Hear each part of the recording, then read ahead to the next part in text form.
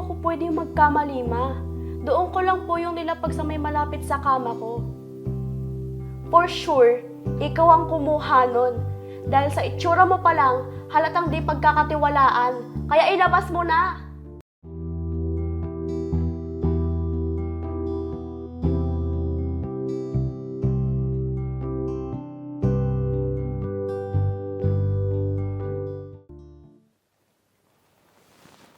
Ang laki-laki pala talaga ng bahay nila Tita Melody. Ang swerte ko pala.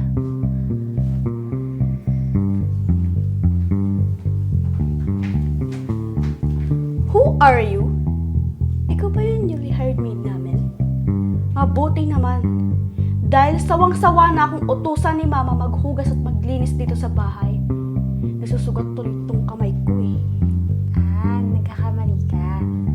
Pamangkin ako ni Tita Melody. Kinuha niya ako kasi bilang lubos na ako. At saka, para rin may kasakasama kayo dito sa mga gawain sa bahay. Katulad ngayon. What? Ibig sabihin, pinsan kita? May pinsan akong katulad mo? Oh, dumating ka na pala, Joshine, anak. Siya nga pala, si Ate Erica mo. Anak siya ng first cousin ko, si Ate Cynthia. Kaya pinsan mo siya. Kinuha ko siya dito kasi uli lang lubos na siya eh. Pero maghahanap din naman siya ng trabaho para hindi naman siya mabagot dito sa bahay. Okay na, Ma. Huwag na po kayo masyado mag-explain. As if I care. Anyway, punta muna ako sa room ko. Dahil napagod ako sa mga lakad ng kaibigan ko. Tawagin niyo na lang po ako kapag kakain na.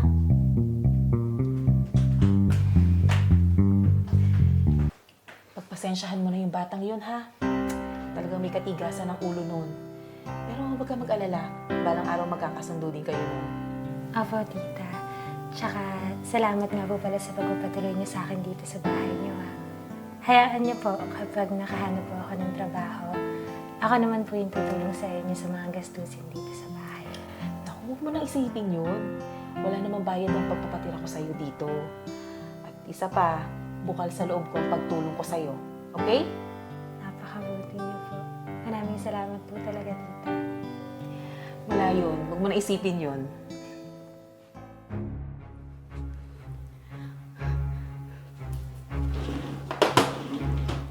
Yan. Tignan lang natin kung hindi mag-iba ang tingin sa'yo ng mama ko. Kapag nalaman niya, ang pinatira dito sa bahay ay malikot ang kamay. Kung bakit ba kasi nagdala pa si mama dito ng basura. O ano, Erica, Iha? Kamusta ka naman dito sa bahay? Nakapag-adjust ka na ba? Opo, Tita. Okay lang po ako dito. Tsaka salamat nga po pala ulit sa pagpapatuloy niyo sa akin dito, ha. Wala yun. Ma, nakita niyo po ba yung phone ko? Ang alam po nandun lang po yun sa room ko kanina. Nag-CR lang po ako saglit. Paglabas ko, wala na doon. Naku, nandun lang yun sa kwarto mo, anak. Wala na may ibang kukuha nun eh. Baka na-misplace mo lang. Hanapin mo na lang mabuti ulit, okay? Hindi po ako pwedeng magkamali, Ma. Doon ko lang po yung nilapag sa may malapit sa kama ko. For sure, ikaw ang kumuha nun. Dahil sa itsura mo pa lang, halatang di pagkakatiwalaan. Kaya ilabas mo na! Nagkakamali ka, Joshine. Wala akong kinukuhang cellphone. At saka, bakit ko naman gagawin yun? Talaga? Sige, para magkaalaman na. Punto tayong tatlo sa kwarto mo para tignan kung talagang di mo nga kinuha yung cellphone ko. Anak, ka naman magsalita ng ganyan sa pinsan mo. Sinabi naman niya na wala siyang kinukuha, di ba? Halika na sa kwarto mo para magkaalaman na. Halika na, halika na.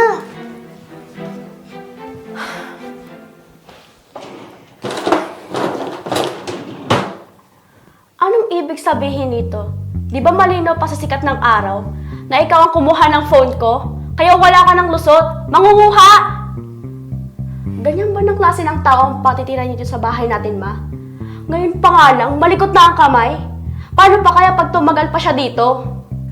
Tita, maniwala po kayo sa akin. Wala po akong kinukuhang kahit anong cellphone. Hindi ko po alam kung paano napunta yung cellphone dyan sa drawer na yan. Pero sigurado po akong hindi pa akong kumuha niyan. Alam ko yon, Iha. Sige na, pumasok ka muna sa kwarto mo at kakausapin ko muna ang Ate Erika mo. Bakit kakausapin lang, ma? Palayasin niyo yun dito sa bahay. Baka ano pang susunod niyang kunin dito sa atin. I told you, ma. Dapat hindi natin pagkatiwalaan ang babaeng yan. Hindi natin siya kauri. Di ba sinabi ko sa'yo, pumasok ka muna sa kwarto mo? Huwag masagarin ang pasensya ko, Joshane.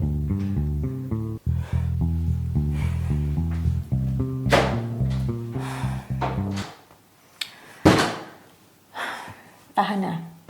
Naniniwala naman ako sa'yo na hindi mo talaga magagawa yun. Kilala ko ang anak ko. Pag may taong ayaw niya, gagawa siya ng paraan para mapaalis to. O kaya man, para kampihan ko siya. Tahan na. Ako na ang kakausap dun sa sutil kong anak. Salamat po, tita, kasi naniniwala kayo sa akin. Ate Erika, pumunta po ako dito para sana humingi ng pasensya sa inasal ko. Tsaka inamin ko na rin kay mama na ako ang naglagay ng phone sa drawer. Kasi, sa totoo lang, nung dumating ka dito sa bahay at nakita ko kayong close ni mama, nagsiselos ako. Siguro kasi inakala ko na magiging kaagaw kita sa atensyon niya. Mabuti na nga lang at nakumbinsi ko tong anak ko na humingi ng tawad sa'yo dun sa ginawa niyang yun. Anak, alam ko ikaw ang naglagay ng cellphone sa drawer. Kahit hindi mo aminin sa akin, alam kong ginawa mo yun. Kasi iniisip mo na baka maagaw ni Ate Erika mo ang atensyon ko sa'yo. Pero hindi, anak. Kasi nag-iisa kitang anak. At ikaw ang uunahin ko higit kanino man. Kaya kung iniisip mo na maagaw ni Ate Erika mo ang atensyon ko, nagkakamali ka. Kasi alam mo kung bakit? Kasi mahal na mahal kita.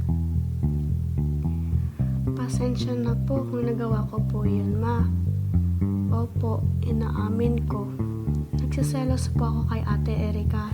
Kasi kayo lang po lagi ang magkasama dito sa bahay. Kaya pakiramdam ko, naiitsapwera na po ako. Hindi mangyayari yun, anak. Kagaya nga na sinabi ko sa'yo, di ba?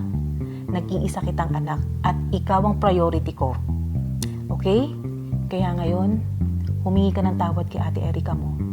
At isa pa, mas matanda siya sa'yo, dapat mo siyang igalang.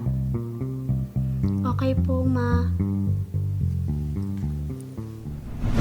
Kasi alam ko din na hindi mo magagawa ang kumuha ng bagay na hindi sa'yo. Dahil kilala ko talaga si Ate Cynthia at alam ko na napalaki ka niya ng maayos at may mabuting asal. Kalimutan na natin yun. At sana, tanggapin mo na rin ako bilang pinsan mo. Tsaka, tama si Tita Melody. Napalaki ako maayos ng nanay ko. At hindi ko kayang gumawa ng bagay na alam kong masama. Kaya sana, ituring mo na lang din ako na parang nakakatanda mong kapatid. Pwede ba yun, Michelle? Sure, Ate Erika.